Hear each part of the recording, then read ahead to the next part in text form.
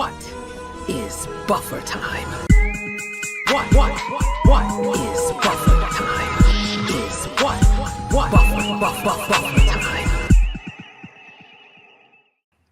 Hello, Buffer Timers. We're here again on a Sunday. We're going to talk about The Inner Fight, the penultimate episode of Season 4 of Lower Decks. Before we get into it, let's introduce ourselves. I'm Dustin from Best of Trek, Worst of Trek. I am Vanessa, and I host a YouTube channel called I Love Bad Star Trek. Hi, I'm Del, and I am not a puppet. Well, that's good. Do you have internal organs? One or two. I'm missing a couple. I actually literally have no gallbladder, but yeah, I have most of the ones I need to operate. That's fair. And there's not a lot of news to talk about to start this week, but Del had heard a rumor. What do you got? So I heard a rumor coming out of New York Comic Con, which I guess happened fairly recently.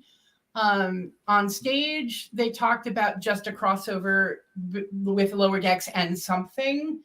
But the heavy rumor is that it will be a crossover with Enterprise, as in the Scott Bakula Captain show. So I'm very excited to see if this comes to fruition. Rock on. Yeah, I'd be here for that. The crossovers, I mean, the one they did with Strange New Worlds already was like, one of Trek's best episodes for me, at least. Yeah. And I would like to see Enterprise get its cookies, because it got such a sucky ending.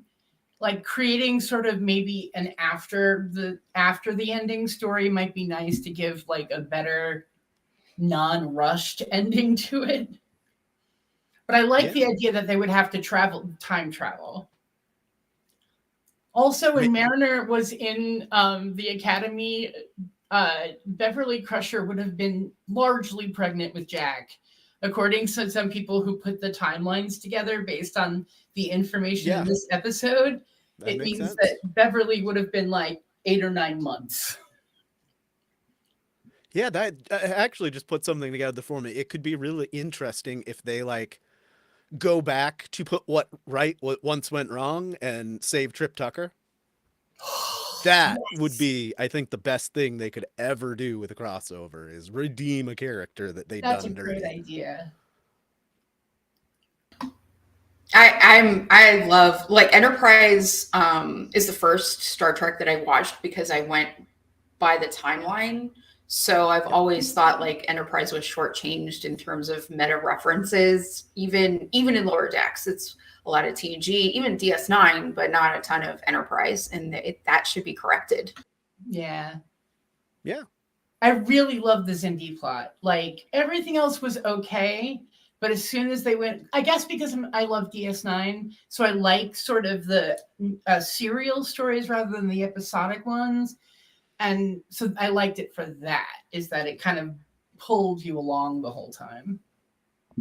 I also enjoyed T'Pol's illness being the analogy to AIDS and HIV that it was. And I thought that was really important.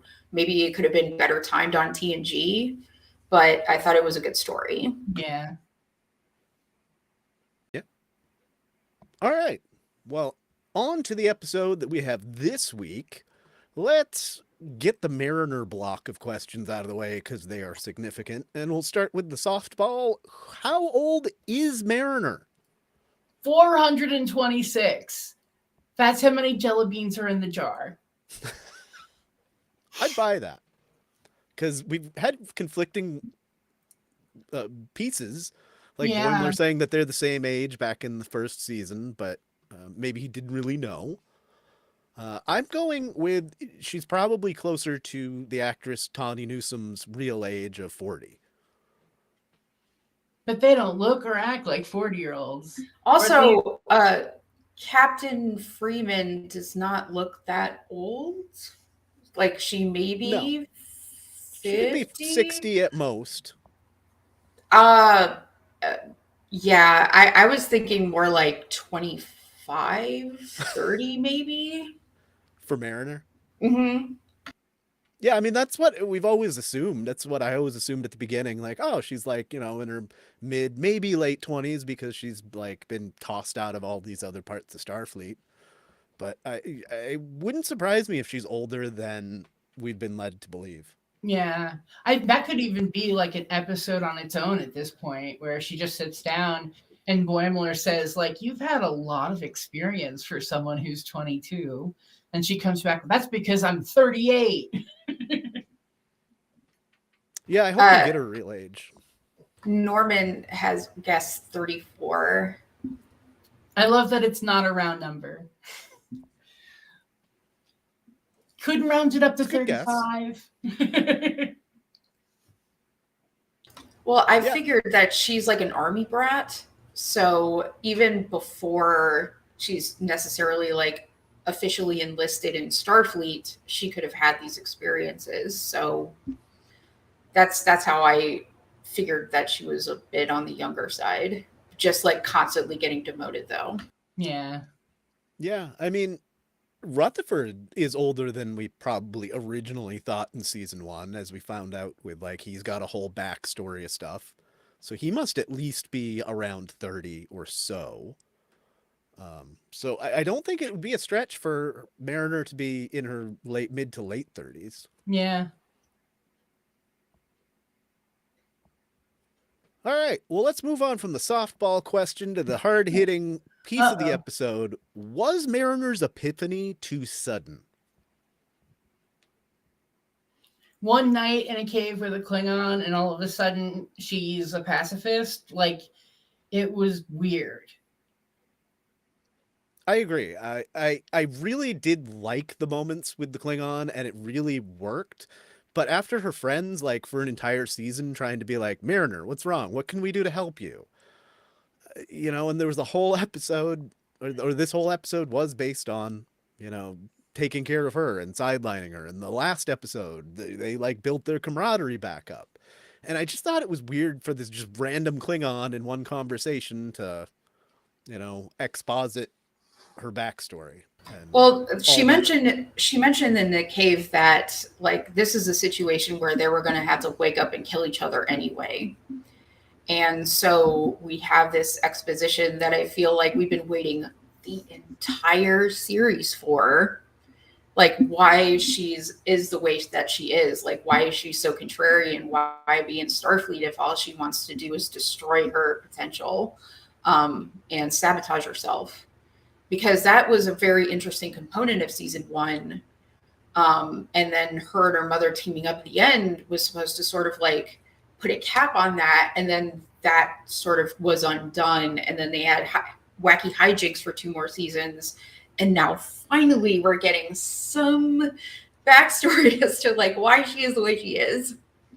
And I feel like I don't see her necessarily as pacifist, but not wanting to be wanting to demonstrate that she is not capable of the responsibility of sending other people into battle is something that is core to like a military operation. And the militarism of Starfleet is not really put on blast as much as it really should be at this point. So I think it not only furthered her character, but sort of like put the spotlight onto Starfleet as to what kind of emotional and mental damage that it causes simply by being in it. I know that Laura Reloaded, the YouTuber, and I can't remember the other one, went back and forth doing videos on whether or not Starfleet is fascist. It was very interesting. They were like doing it sort of as a tongue-in-cheek sort of thing, but the points they brought up were really real. And I found that very, very interesting because it's something I struggle with. This idea that we're supposed to accept this utopia where everyone has all that they need. And yet, like, if you sign up for this exploration thing, then they go, psych, you're actually in the military. It's a space navy. I don't care what Gene Roddenberry said. Yeah. And honestly, like, why must it be so big? Why must it expand? what is the, like, there are strategic reasons that they go and incorporate other planets and systems into their thing. It's not just like, oh, you, like, there's certainly extensions of goodwill, but there's also like mindful and deliberate reasons why they ally themselves with certain people. So it's like, what is the goal ultimately? If like, is there an end goal? And that's sort of like a thing that I was hoping, a question that would get answered in Discovery, since they leap so far in advance in time, but that they just broke it down and reformed it. But yeah, it's just that I think needs to be picked apart a bit more. Yeah, that's fair.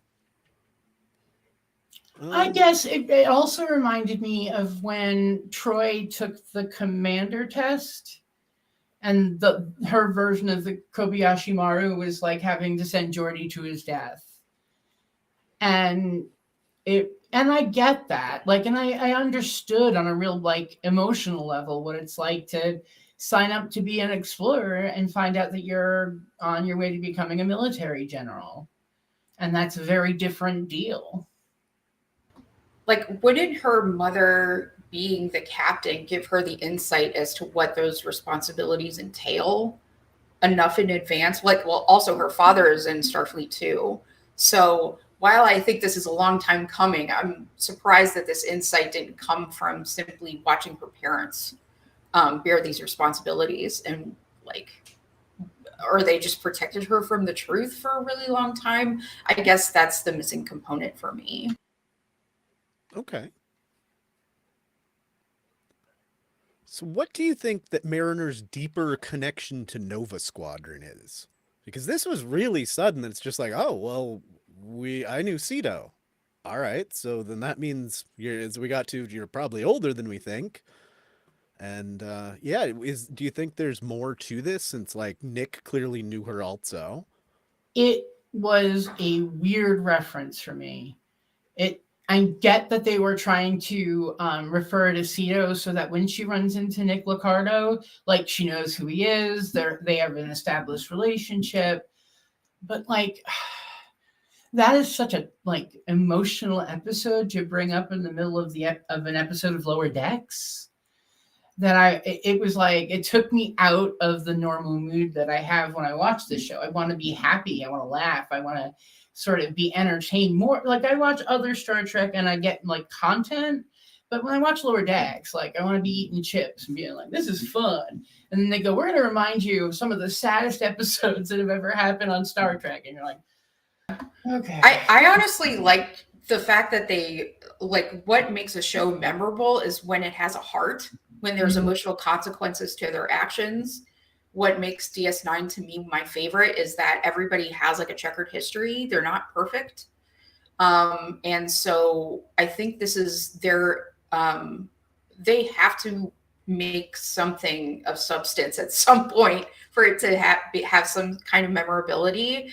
Did they go into the deep end maybe with this kind of reference? Perhaps, but I think like having Mariner have a checkered past is necessary to explain her character.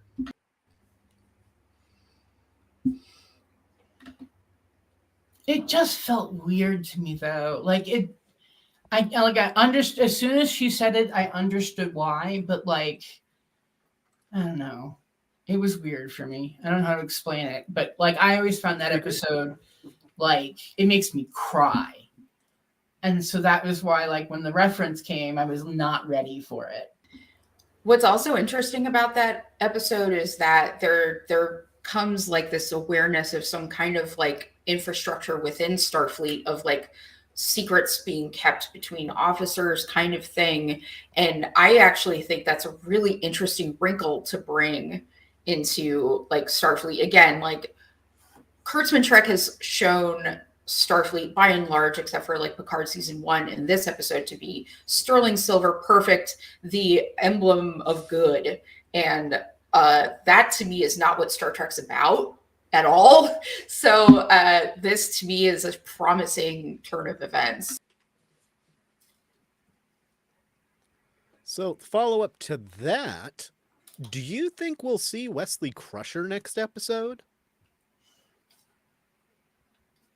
I wonder if he'll swoop in and like save the day at the end and stop Nick. I mean, he loves doing Star Trek bits, and he hasn't been on Lower Decks yet. I don't think it's like out of the realm of possibility. Is he doing? I didn't watch. Is he doing reviews on Lower Decks like he does with the other shows? They were, but I think it's due to the strike that they're not doing. Yeah. They haven't done one this season at all. I would hope so. I think, isn't he at this point like part of the, Guardians or whatever? The Travelers, but yeah, I feel like that would be a little too Deus Machinae, even for Lower Decks. In Picard, it was also like, by the way, showed up out of fucking nowhere. You're a character that we have no ending for, so we hired Will Wheaton to come in and give you an ending. Yeah, that like we could spend an entire episode just dissecting like how Picard doesn't make sense at a lot of points. Yeah. And yeah, that one did not. But I think if they come back, like in Disco, in Strange New Worlds, in this, and we get more about him and the Travelers, then I think that's fine. But we haven't yet, 2 years on, so yeah, I kind of hope he shows up out of nowhere. Yeah, like Norman pointed out, that's what I was thinking too. As far as time, that kind of doesn't matter. It's kind of irrelevant to the Travelers, so yeah. Now, we had a couple of questions about possible callbacks here, and one of them that I went on a bit of a roller coaster ride to find the information about is simply just, you got this Klingon bartender at Muds, right? To me, he looks an awful lot like Mike Haggerty, who most people may not know right off the top of their head. Played Scorin in in this episode of TNG. He played a Klingon in Redemption. I have a picture. But what I also found was that he plays a bartender in the video game from 1996, Star Trek Klingon. He's not a Klingon, but he is a bartender in a Klingon thing for Star Trek.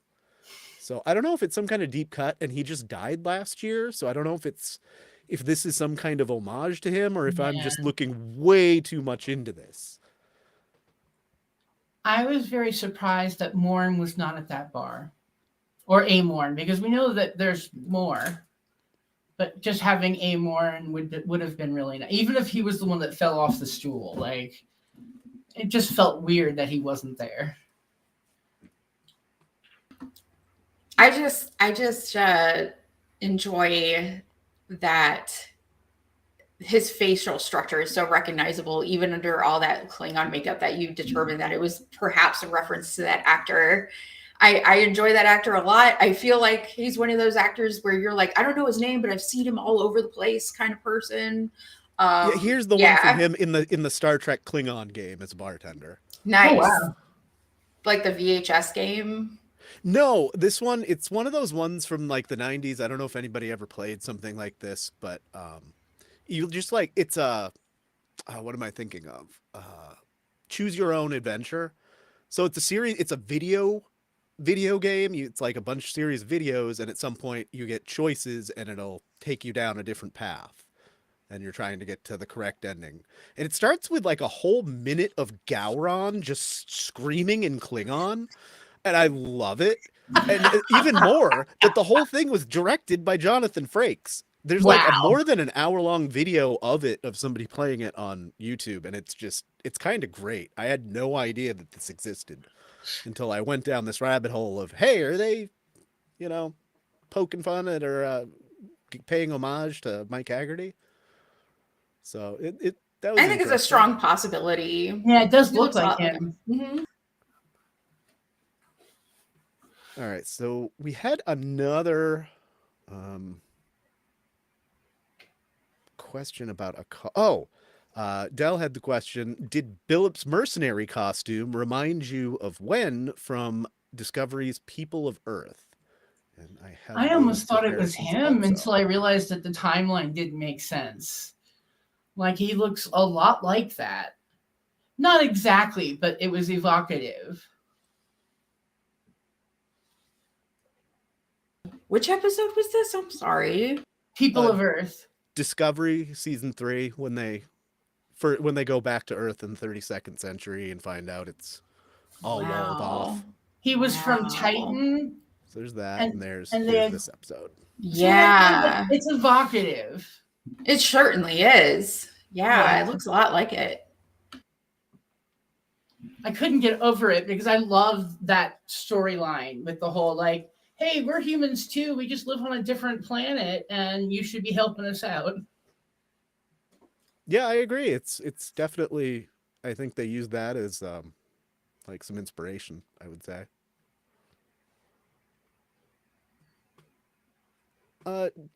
Is it right for Tendi to embrace her Mistress of the Winter Constellation self only when she needs something out of it? I think so. I think, like, yeah, but I'm the kind of person, look, you know, I have a card in my wallet that says I'm the official Lokian Pope. Like, so I'm the kind of person that just makes random claims about things. And I think if you can fill out the blanks, like if she can act like the title I can never remember, Winter Constellations, if she acts like it and she can make them believe that she's that, then she is that. You know what I mean? For them, at least, for the Orions, that she is that thing. And so even if behind closed doors she doesn't give a shit, like when she brings it out, you can see too, like she kind of broadens her shoulders and just acts very different than she does around her friends. Well, she's been like raised to be this her entire life. She's like, yeah. I do wonder though, similar to like Worf and his allegiance to the Klingon Empire, would Tendi's title and Starfleet obligations come into conflict? I think that would make a really good episode source of conflict, because Orions are typically not a source for good, a force for good. So I do think, like in situations where, like wanting to wield power is definitely a good way to get out of bad situations. And I don't fault her for using it. Absolutely not. Yeah, that's fair.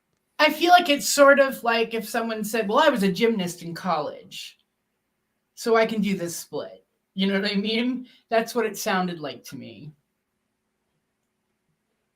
Yeah, to me, it just like, you know, she's so shy about it. Like in this episode, Mariner's like, oh, I know Tendi can throw down. And Tendi, like in that moment, she just like, she makes that face. And it's like, it felt a little off to me. I don't think it's egregious or anything, but, you know, to completely renounce who you are and then like, oh, well, but I need it now, so I'll use it. But I suppose just, yeah, whether she, you know, chose to use it or not, all she's going to do is show up and they're going to be like, oh.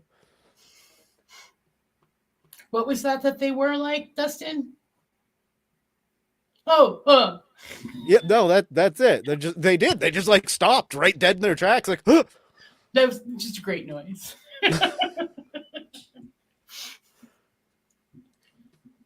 But yeah, I get where you're coming from. But I feel like it's asserting, you know, I have this title, I don't give a shit about it, but in this situation, it'll work, you know. Mm-hmm. So Clint Howard, he's been around for a while. Yeah. It's too bad he didn't come back for this voiceover. I mean, he didn't even have that voiceover when he played Blaylock, but and I thought it was a great reference. Like, yeah, even like the whole thing was just, it gave my TOS heart like little flutters. I was very happy about it. Absolutely. And they didn't like refine the movement at all. They kept it like this herky jerky, like going like this. It looked very puppet like. So I think Freeman was fully, you know, like coming into it with informed, like, yeah, this is definitely not a real thing. But I don't think I've laughed as hard at Lower Decks as I did when Freeman picked up Blaylock and like shook it like freaking puppet.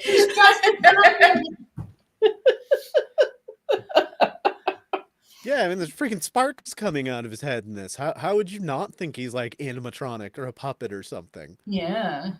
Right, like it looked like a broken like Chuck E. Cheese band member, you know, and so I would have drawn the same conclusion. Weird that they didn't like scan it, I guess, but I guess they just assumed it was animatronic based on how it moved. But yeah, the little noodly arms and legs, I can't. It's just like, it was a moment where it's like, you know what? Animation can do some really cool things that you could never do in live action. Like that's the appeal of TAS and Lower Decks. Like they can sort of stretch and world build in a way that live action cannot, or if they did, it wouldn't look right. Yeah, or it would cost way too much. That's one of the only things I really do like about TAS as opposed to TOS is that they took some risks. They showed us some weirder things that would have cost way too much to do as practical effects back in the day. Just one could have colored in the eyes though, but yeah, that's the thing, as brought up in the very short treks. So yeah, one last thing about what's his name? Clint Howard, who originally played Baylock. He's one of only two Trek actors to act in every era of Trek. Him and Sulu, George Takei. Yeah. And the only other one that can still do it, to my knowledge, is God, what's her name? Pulaski. Oh yes, I know. Drawing a blank. Diana Muldaur. Diana Muldaur. Yep. Mm-hmm. I think she's the only other one that could still do it. She's like 90. She hasn't acted since the 90s, so it ain't likely, but you know, they had Bones on when he was 107, so I guess, you know, they can make her have a walk on at least. I was always really surprised in that first season of Picard when his doctor from the Stargazer showed up, and like that would have been a great time to bring Pulaski back. Yeah.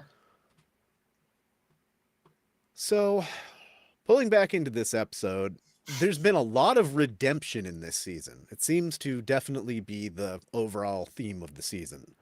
Will we see the same for Nick Locarno, or do you think he's just gonna flame out by the end of this one? I really don't know where it's going. And you know that I like to create stories in my mind of like where the plot lines are going, but I just have no idea. I'll have to watch that episode again. Honestly, the one where he, you know, that the one with, So the one that's named, no, that wasn't Lower Decks, but Cito was in Lower Decks. Never mind. Yeah. Just the one where he was, you know, kicked out because of what happened. Because I could imagine that really wore on his character. And I would just imagine that his motivations would have shifted.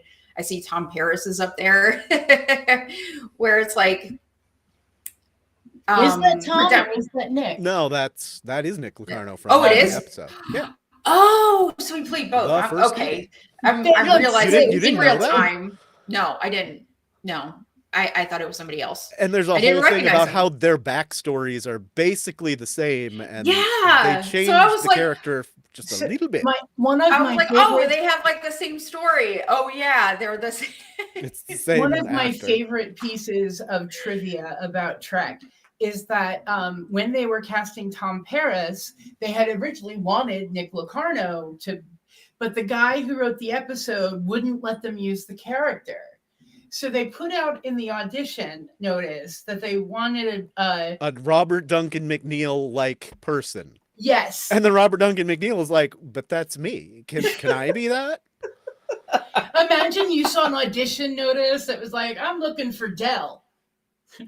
Now, I've seen this said several different ways, so it seems to be a conflicting report, and nobody may ever know the truth that it has nothing to do with the writer. That was originally what I had always heard, but in the last year I've seen a couple of different pieces that say, no, that's not the reason. There are a couple other reasons. Oh, okay. Yes, that would be true. It wasn't that the writer wouldn't release it. It's that they would have had to have paid him every time. Well, and that's yeah. the thing. Yeah. Every time you show Tom Paris or Nick Locarno, they would have had to pay that writer. And the way I understand it, it actually came down to a conversation between Robert Duncan McNeil and Rick Berman, or one of the producers, about how Locarno wasn't redeemable, but Tom Paris is. And they're kind of the opposite. Like, Tom Paris deep down is a good guy who's done some bad stuff, whereas Nick Locarno is like, he's done good stuff, but deep down he's not a good guy. So I I don't be know really who to interested. believe. Yeah, and I've plus, seen it like, reported different ways. we're so far removed from Berman Trek at this point. They could do anything they want with this character. So I'd be really interested to see like where they take it, because what Chrisman Trek is like at its core is like anybody could be redeemable, even a murderous Philippa Georgiou, who's, you know, a mass murderer is redeemable. So why not Nick Locarno? I almost said Nick Lachey, and that's not right. Very different. Very different. Yeah, as far as redemptions, I'm almost sad that your joking idea a few shows ago about Kess being the big bad this season. Like, if anybody needs a redemption after the episode Fury, it's Kess. I think we need to take some credit, because we did guess it was someone who needed redemption, and I guessed that it was going to be some obscure character that showed up once or twice and then disappeared again. And when they said it was Nick Locarno, I was like, yes, that sounds like something I would make up. It's so unexpected. It's not like, I mean, I agree with your theory too, but like, I just like, this is completely out of left field. So I'm into it. Like, I like when I'm surprised. Me too. I was just gonna say, I'm really glad that it wasn't somebody that any of us talking heads out there on the internet came up with. Had it been Badgie or, you know, some of the other really common ideas, I don't think I'd be as pleased here. I'm really glad that it's not the whale people that I, for the first 4 episodes, professed was going to be it. I was disappointed in the sort of like wrapping up of the story with Badgie. But I'm glad that in the long term, we got this instead. I agree. And I like that he looks like Robert Duncan McNeil does now. I like it. I don't get what I still think maybe my Voltron theory may not be wrong. Yeah, So I mean, taking bits from all those different ships and making his own ship out of it. So like, yeah, I do see, like, I do understand now where you guys were coming from with like the Age of Mariner, because he's got, you know, the wings. So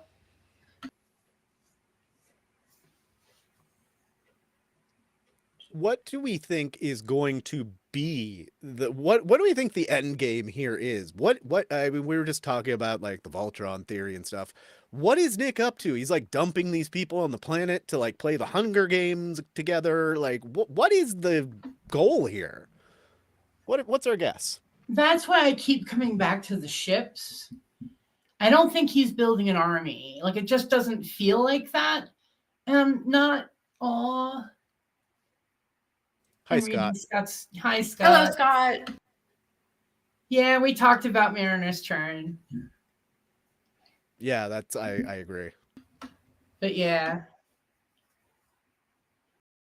Like it was I liked that scene because it was like you could tell how combative she was and how determined she was to get out this energy. And it's like, okay, we're kind of at a point where we need to talk about this. We have to. Now we have to, because you're in a knife storm. So you got all the time in the world to talk about it. Yep. So, yeah, we're starting to come towards the end of our questions. Do you think there's a possibility of the now redeemed Peanut Hamper and or Agamus showing up in the finale to save the day? I don't think Agamus was redeemed. Yeah, the blue light and all that, that was just a costume for him to sort of like infiltrate and appear as though he was worthy of redemption. And yeah. I think Peanut Hamper is done. I think her plotline has been resolved. I wouldn't be surprised if Agamus came back again, but like, I'm glad that they're at least like phasing out older challenge characters, making way for new stuff. Yeah. But Mirror Boimler, we still haven't seen yet. So it's always a possibility for him to show up. I don't think we're going to come to that till next season. That's my feeling. But I mean, who knows? I love that we tied up so much of this season in this episode, but still left like all kinds of little things to happen. Yeah. That we have no idea. Like, it doesn't feel like Picard, where it was like a bunch of fake me out, like red herring stuff. Hi, Sherman. Hello, Robbie. What did you think about this episode? You're on mute. He's not muted here. Might be on your phone.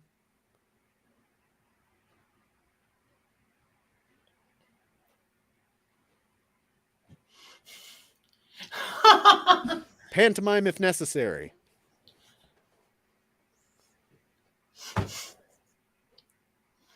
You with us, buddy? I think he's going to have to try again. Try logging in again, Robbie.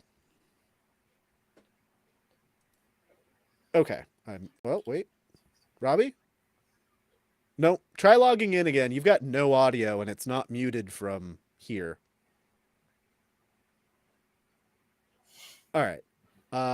Yeah, I think Agamus did get redeemed, honestly. I mean, by the end he was he seemed like maybe it's hard to tell, but he did give Boimler the info he needed without needing to give it to him.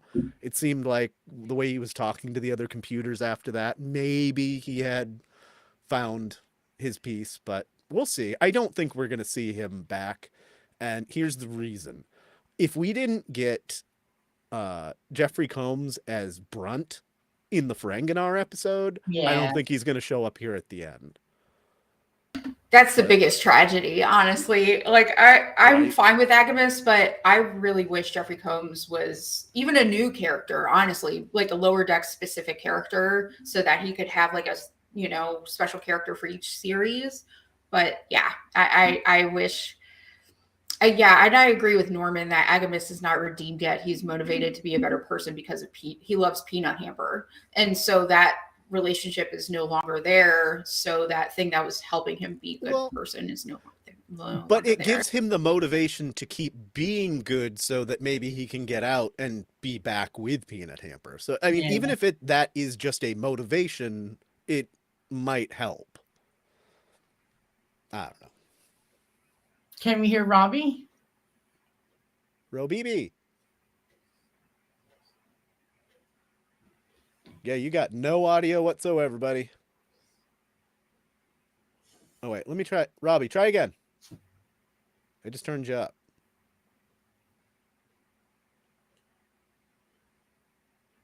Nope.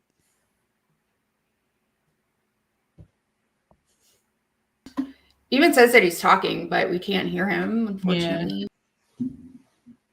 Yeah, your mic might be dead. Sorry, dude. Well, while we have kind of a high view count, let's talk. I just want to put out there, we might change our day and or time, but here is our upcoming list of things that we're going to do here on Buffer Time after Lower Decks clears out. We'll start with a recap of the season. And then we're going to circle back to all of the Strange New Worlds episodes that we didn't do over the summer because of the writer's strike. We'll take a little break at Christmas and be back sometime like the 30th, 31st, and talk about the best and worst overall of 2023. And there are some high and some low points this year. Yeah. Can't wait to do that. In 2024, we'll resume topics until Discovery comes back out. So yeah, that's where we're at there. Yeah. I mean, I feel like this episode told us a lot, but at the same time, like almost nothing happened. I don't know. Like it's all just build up for the next episode, which I called it was going to be a 2-parter. Yeah, I didn't think so, but good call. I kind of even knew that they were just going to reveal Nick and then bink, to be continued. But Yeah, like it was much better than last week where we were all like meh. But it was still, I just didn't get a bang for my buck out of it. Okay. I'd give this a lot of points this week, and we'll get to that here in a bit. Okay. I think this is the first one. Like every one this season, I've been like, yeah, 4, 5, 7's the best I've had so far. I've got more. We only have one more question here. What kind of trouble do you think Nick is looking to get into with Mariner next episode? I guess we kind of covered this, but yeah, it's really hard to know like what his plan is. It does, and also I wanted to ask, like, does he have a connection with the ship that's been annihilating everybody in the cold opens in the beginning of the season? That's his ship. Yeah, they showed the schematics in his lair. Oh, okay. So the sunburst pattern. If you can bring it back to the old picture that you had up. Yep. Thank you. Yes. So I'd be really curious to see what, like, we got to know what his plans are in a little bit more detail and see what he's up to. Because either they're going to do things together or Mariner's going to kick his booty. But I noticed that mark that's on his jacket, that's the that was Culvert the thing that they were starburst. doing that caused the accident. It was something starburst. The Culvert starburst. Yes. And there was another appearance on it, but I can't remember when. But I noticed it and I went, that's a thing. I didn't catch it until I was Good watching, eye. Trek Culture's review, and they had caught it. And I was like, oh yeah. That's awesome that you caught that. Yeah. So he's clearly hanging on to the past here. That's what I'm thinking is going to be the resolution, is something proving himself as a good pilot. I'm almost, if I go with the Voltron theory, I'm almost thinking like a Delta Flyer type ship that he makes out of all the stuff. But the part that hurts my head is that, like, there were some of the crews on the ground, but there were still some in the ships. And we really don't know how they were separate. They made some references to like how they got kicked out or something. But I would like to have more information about what happened and why, like, they have these skeleton crews in the sky. But I don't think, I mean, we only know Nick Locarno for like an hour, but I don't think he's looking to lead an army. I think Dustin's right, and he just wants to be seen as a good pilot and not like the guy that killed someone in the academy. Well, he's killing more people if this is his ship. So, Well, in theory, he hasn't killed anybody yet, though he did leave a bunch of people on a planet to kill each other. Yeah. It sounds sort of very TOS, like where they stick people on a planet to make them get along kind of thing. Okay. So maybe that's what's happening. That's a really abstract goal to have in mind. Does the Federation really work? Let's find out, kind of thing. Yeah. Kind of like the Metrons in Arena. Right. Here. Right.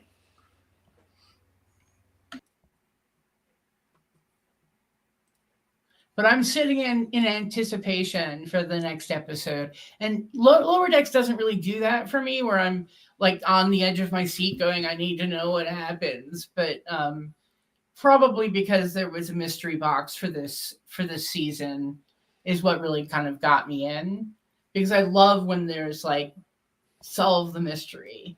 Like I can go for an hour about why I hate Lost. Yeah, they gave us clues for everything, and then it didn't go anywhere.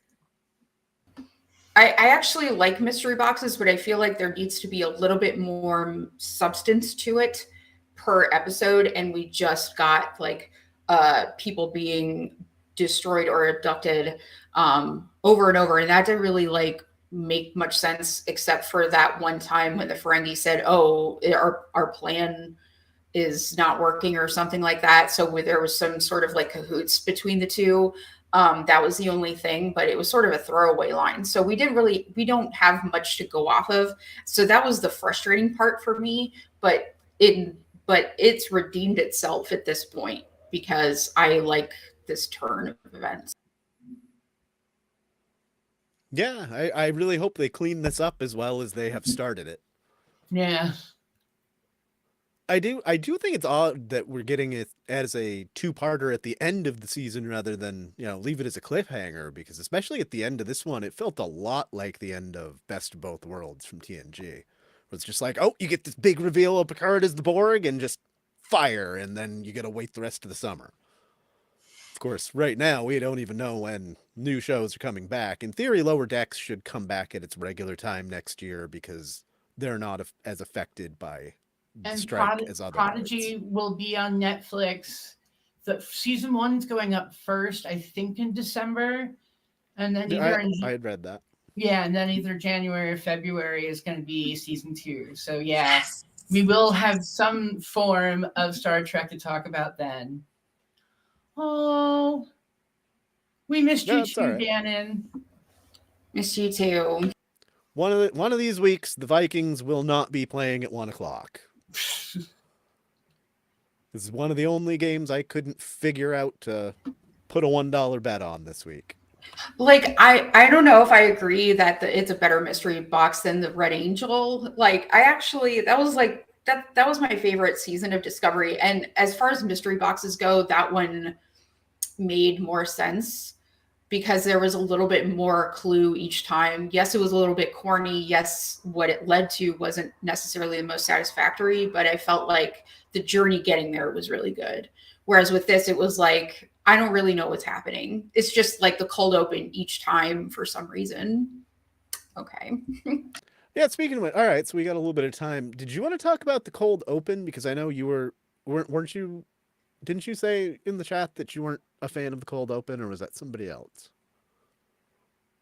I guess I might be wrong. Oh, with the little not moopsies. Mm-hmm. Poison. Yeah, moopsies. these guys. The poison parrot people. I didn't like it, and I didn't say anything in the chat about it, but I didn't like it because it shows Mariner like doing something so impulsive.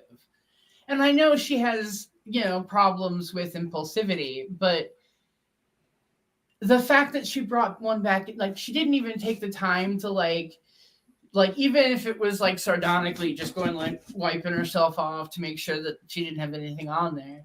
It just seemed weird, especially since the animal eats makes your eyes pop out of your head or does something really traumatic. And it was weird. It felt very out of character for her. It was like she went way too far. I don't know. I actually thought that like her doing something to this degree was sort of necessary to set up the stakes of the episode later on, and show to what degree she was willing to self-sabotage in order to be in the position of like, we got to actually like keep her from doing things. Although she has been relatively self-destructive this entire time. This was a step above and beyond. However, what she did was kind of necessary. So yeah. Yeah. Yeah, she gets the job done. The only other thing, like we talked about weird comparisons. I thought these looked a lot like the Mousers from TMNT. Oh wow, yes. Yes, they Yeah, do. I can see I the agree. resemblance.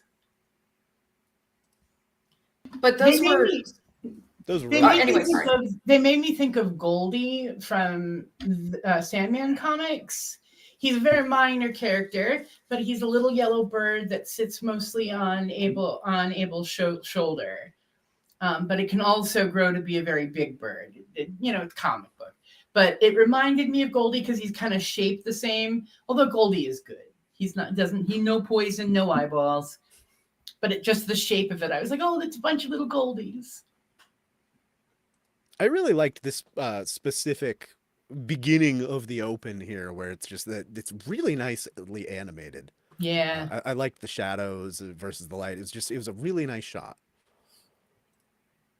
What's that game where you had to solve puzzles or you die? I don't know if it's Halo or it looked like one of the machines in that. I forget the exact name of the game. Probably not Halo, but not sure.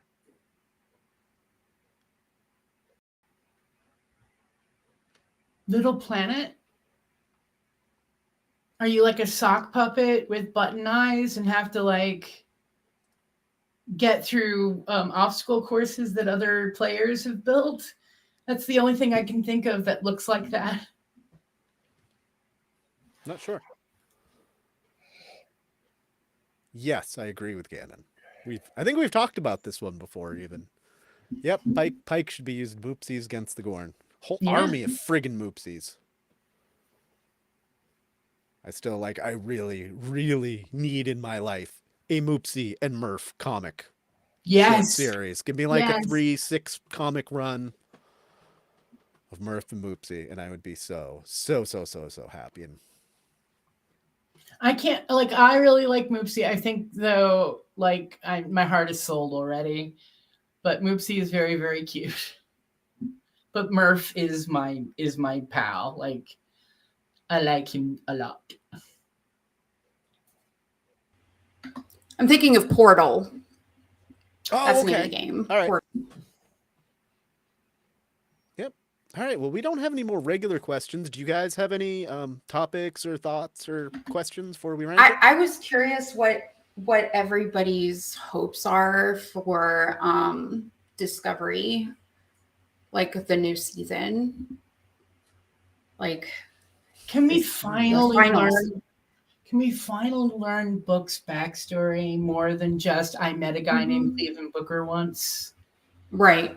Like it sounds like he has this rich tapestry background, and they're just kind of gleaning on the top of it.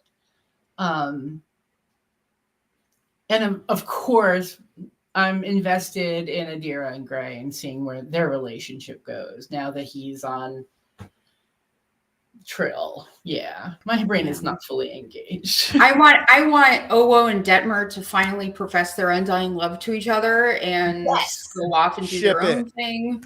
Yes. And I want Michael to explain why she wants to be captain at all. Like, what's in it for you? What I want out of this season is Michael to not be captain, just because that's been a thing in Trek. But clearly the thing was always to get Michael into the captain's chair. So, I mean, the only thing I can think of is that she ends up like as a aide to President Rillick or something, and then somebody else takes over the ship. But I don't think that's actually what we're gonna see. No. I don't even know how I wanted I think the only ending I can imagine right now would be they find a way to go back to their original time without hurting Zora, so that like Tilly can be, reunited with her family and that sort of thing. That would be a nice ending, I think. I really don't. A little moves, like a little smoochy, but yeah. I don't think so, because as far as, the rumors that we've heard, this new Academy show is going to take place in that timeline, and Tilly's going to be part of it. That's cool. Yeah. And yes, Ganon, I did totally notice the dude like Ooh, that so they have to like supposedly doesn't have redo it. bones. So they basically have to redo it to make it like a finale, a series finale versus like a season Yeah. finale. That's Though, unfortunate. as much as I didn't like season 4, that ending was absolutely perfect. That could have been the ending to the show, and it would have outdone most of the endings for the rest of Star Trek. You can headcanon whatever you want. And that's the beauty of it. I don't know how they're gonna top that. I mean, that like pull out from the bar until like, you know, you were out in the hallway, that was a great ending. The whole thing like going out from the ship and out from Earth and out from the solar system, that was they had really great ideas to end the show, and I just hope they can actually, you know, end it in a manner like that. Yeah. I hope it's not like a death, like a Saru death or something like that. It's like that's just cloying and accomplishes nothing. Yeah. And besides, nobody's permanently dead in Star Trek anyway. That's Like Data came back to life how many times? Black Mountain, I'm God. telling you, they've created their little like race card where they can just go Black Mountain. I love the Black Mountain. That is one of and the Great Koala, that is one of my favorite things that Lower Decks has done and added to the Star Trek universe. Like, it's fine in a cartoon because it's a cartoon. I just like live action, the stakes are a little bit different. Life and death should mean something a little bit different other than just like, oh, you're just going to be put in a cabinet until we need you again for plot reasons. It would be funny if like the first episode of Discovery was like, oh, that Black Mountain climb was something, you know? Yeah, then you got Burnham that will just, I mean, I guess she did die once and Yeah. have to be brought back. It's technically the Black Mountain, though it was a planned death, so the only Yeah. person with so much plot armor, they will never climb the Black Mountain. What I love about this season finale is I have no idea what's going to happen. I honestly have no idea. Like it could go in any direction from here. You're talking about Lower Decks again? Yes. Yeah, I agree. Like, we tied up so much and we had so much good stuff in this episode, but there's a lot still to work with here and a lot of mystery. Yeah. So, and that's where two-parters work really well. There's some two-parters in Trek, they're like, well, the first part's about 10 minutes of plot that sets up the second part to be good, but that first part isn't great. Yeah. This one, like, I hope it's not the opposite where they had great setup and then it flops, but I don't think Lower Decks can do that. I don't think it knows how to fail. Even when Lower Decks sucks, it's still at its worst better than probably half of the rest of Trek. I don't know if I would go that far, but yeah. Yeah, I like that they're giving some more substance to the character, particularly Mariner, because she gets so much focus that she deserves better writing and more to her character and like getting to know her more other than just like this chaotic neutral person. That's been my biggest frustration with this character. And she went from a source of frustration to my favorite character now that I understand her more, because it makes so much sense. Like all of her decisions fall into place now that we understand her. Because before it's like, I'm just a rebel without a cause. Another one of those, like Trek does that a lot, like even Tom Paris. So it's actually interesting that we're, harkening back to a character that Robert Duncan McNeil played to sort of like get to the heart of like why these people are so anti the thing that they signed up for. So yeah. Yeah. What Norman said here, what I really hope after the like little tease of it, we need more about Thomas Riker. I mean, we now know that he's not dead. Is he still in Cardassian prison? Is he just out roaming the galaxy looking for kicks? Because out of all the people on that list, I could definitely see him joining Locarno, like willingly. You don't have to take him anywhere, just like sign me up. It's hard to know like what was it, like a throwaway joke and what is something that's going to carry through onto like another episode with a cartoon with this, like this, it's a little chaotic that way. So I would hope so, but I could also see it being like, haha, Tom Riker. Yep. All right. Well, we've been here an hour. Let's do an out of 10. And I'm going big. I'm going 9. I liked this one a lot. My only problem is that I feel like Mariner's season long and series long, like angst, just all better from one little conversation, which, I mean, everybody's got their epiphany moment. I get it. But I felt like that was handled a little too easily, because this could have been a 9.5 or a 10 for me. And I really, really liked this one. Go ahead, Vanessa. I give it a 10, and here's why. Nice. I think, so this is why. Like, the person who's sort of missing from this equation is Ransom, because Ransom is the first officer that has not demoted her in response to her shenanigans and said, I'm not going to, do the thing that you expect me to do. And she has to sort of like reflect back and go, wow, like, what is my problem? And actually have to process that when she has no alternative. And it was such an extreme situation that she's in a life or death situation on a planet with glass storms with a Klingon that's going to kill her as soon as the storm's over. It's like, I might as well talk about this now. So it's like, I'm glad that we got it. I don't necessarily think that she's all the way better either, but at least like getting it out of her system is a huge and necessary character development. Mariner is the Starfleet officer I think is the most realistic now on Lower Decks and the most human.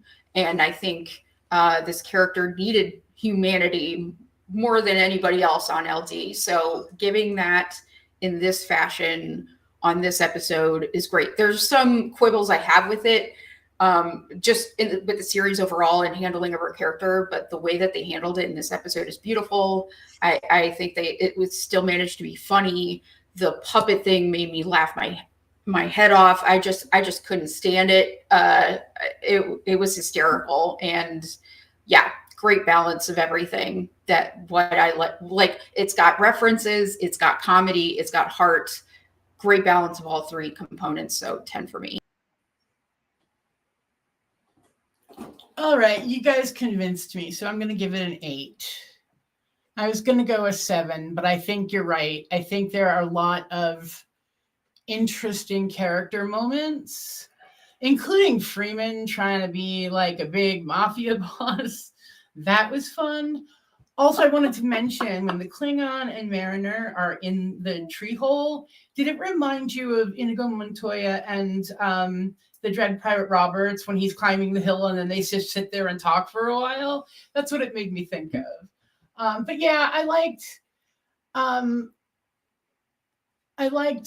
the mystery starting to unravel, but taking its time, so that it gives you a little bit of space to think about it and to breathe and to work it together. And I have high hopes for next week. So yeah, I'll give it an 8. Rock on. I think this might be the highest average we have ever put out on Buffer Time. Norman gave it a 9.5. If you wanted to add that in there. Getting it an 8.5 for Blaylock's Puppet Alone. Fair. That was a great moment. It was a great moment.